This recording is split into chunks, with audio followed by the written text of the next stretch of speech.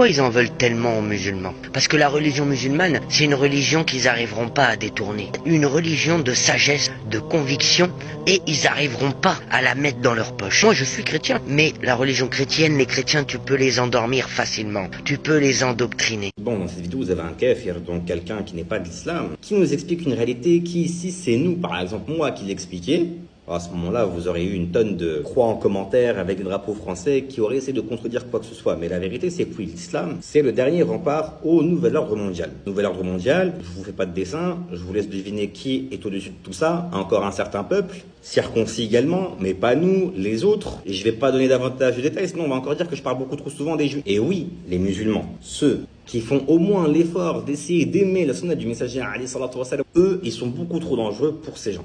Pourquoi ? Parce que c'est des personnes qui comprennent c'est quoi le vrai principe de ce bas monde et qui ne peuvent pas se laisser influencer, en tout cas qui vont faire le maximum pour pas que ça arrive, afin de ne pas suivre ces tendances dans lesquelles on essaie de les mener. Alors que lorsque vous regardez en Europe, même s'il y a des gens qui s'offusquent des mœurs et morales qui sont en train de s'instaurer, vous les verrez toujours rester ici. Et les gens qui s'offusquent maintenant, ils vont mourir dans une génération ou deux, et les prochains, ils vont acquérir ces mœurs et morales qui sont complètement pervers comme étant une normalité. Mais le musulman, il est trop dangereux pour eux, parce que le musulman, il a le Coran, il a la sunna. C'est pour ça également qu'ils envoient des personnes qui se revendiquent de l'islam, essayer de parler aux gens sur des plateaux TV, sur les réseaux sociaux, et essayer d'instaurer cet islam des lumières qu'ils veulent tellement mettre en place. Dans tous les cas, ce qui est censé arriver arrivera. Par contre, là où il faut vraiment faire attention, c'est qu'il y en a beaucoup qui vont tomber dans ce piège de délaisser leur vraie religion pour adopter un islam d'identité. Et c'est déjà en train d'arriver. On en voit de plus en plus. Dans tous les cas, Allah, il préservera sa religion. Et il fera tomber ces gens-là.